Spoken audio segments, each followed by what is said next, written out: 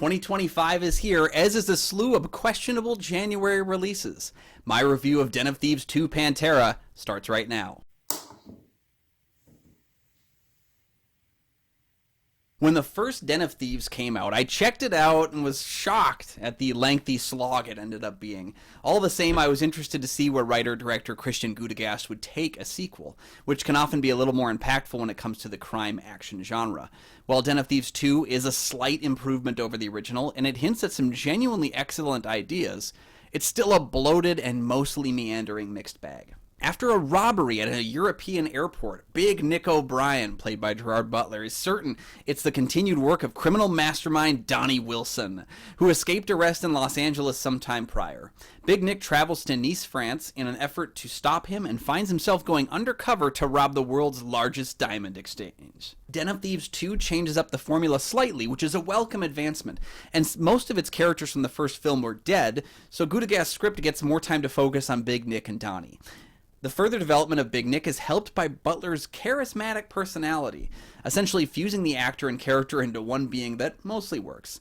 Butler's becoming like Nicolas Cage, able to uplift just about any role simply by being in it. Jackson's Donnie is more confusingly plotted this time around, while I appreciated the more playful nature to his character. He seems a lot dumber in this sequel for someone who's supposedly a criminal mastermind from the first film. As we didn't get to dive into his real character the first time around, I don't think he plays it poorly, but I doubted his ability to pull off any of the events of that first movie, even more with this character turn. Still, it makes for an enjoyable film because Butler and Jackson do have great chemistry. Den of Thieves 2 also features a terrific diamond heist at its set piece. Gudegast's screenplay lulled me into thinking things were not going well until he threw a wrench into the whole proceedings. The entirety of the sequence is exciting and has some really amazing twists and turns that I did not fully anticipate, and the way they played out worked rather nicely heading into the film's finale. Now, all that being said, the biggest detriment to the story this time is that everything before the heist sequence is dull and aimless, with several character choices being bafflingly confusing, and everything after the heist sequence being predictable and bit more by the numbers than they should have been. Gudegast had an opportunity to ask some interesting questions about Nick's character and his choice to put himself undercover rather than use the full support of the French police in his quest, and the nature of being undercover and the murky waters it brings.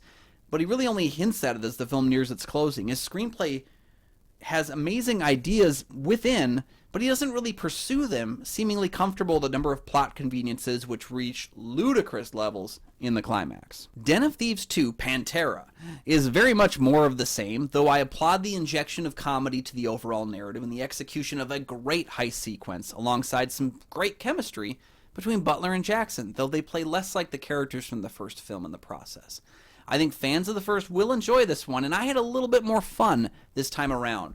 But goodness, that 2.5-hour runtime is far too sluggish and meandering to recommend overall.